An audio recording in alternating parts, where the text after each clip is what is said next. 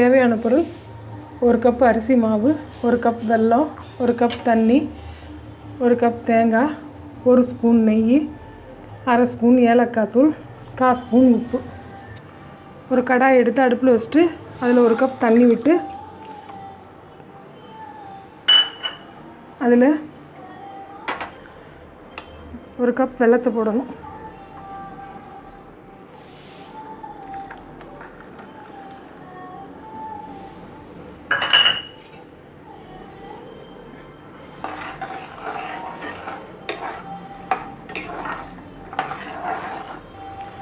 வெள்ளை தண்ணி இப்போ நல்லா கொதிச்சுட்ருக்கு.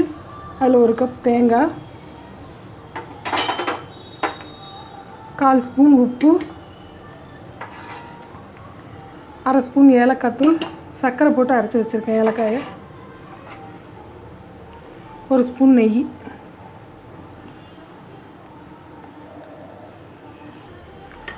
இது நல்லா வெல்லம் கரையிற வரைக்கும் இது நல்லா கொதிக்கும். இதுக்கு வெல்லம் பாகு எல்லாம் கணக்கில்லை, எல்லாம் கரைஞ்சி தண்ணி கொதிச்சா சரி, அவ்வளோதான்.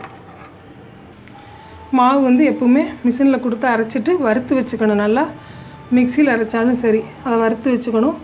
கோலம் போடுற அளவுக்கு மாவு ரெடியாக இருக்கணும். இப்போ வெல்லம் நல்லா கொதிச்சு வந்துருச்சு, மாவை போட்டுடலாம்.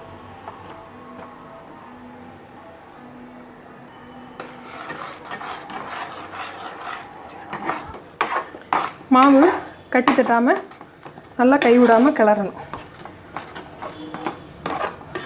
ஒரு கப் மாவுக்கு ஒரு கப் தண்ணி தான் வைக்கணும், ஒரு கப் வெல்லம். அப்போ தான் மாவுக்கு தண்ணி கரெக்டாக இருக்கும். மாவு இப்போ நல்லா கெட்டியாயிடுச்சு. கொஞ்சம் மாவு தண்ணியாக இருந்துச்சுன்னா அரிசி மாவு கூட கொஞ்சம் சேர்த்துக்குங்க, ஒன்றும் தப்பு இல்லை. மாவு ரெடி ஆயிடுச்சு.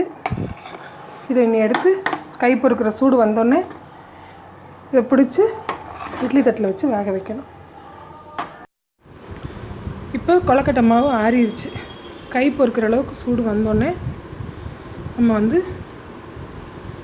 இப்படி பிடிச்சி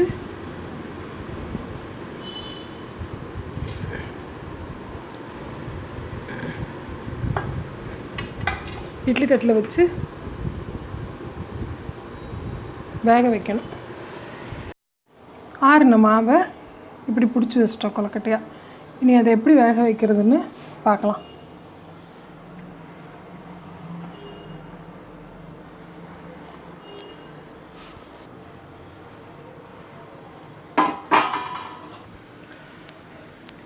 கொழுக்கட்டை எடுத்து வச்சாச்சு.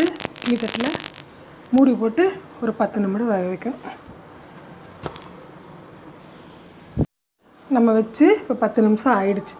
திறந்து பார்க்கலாம் வெந்துருச்சான்னு.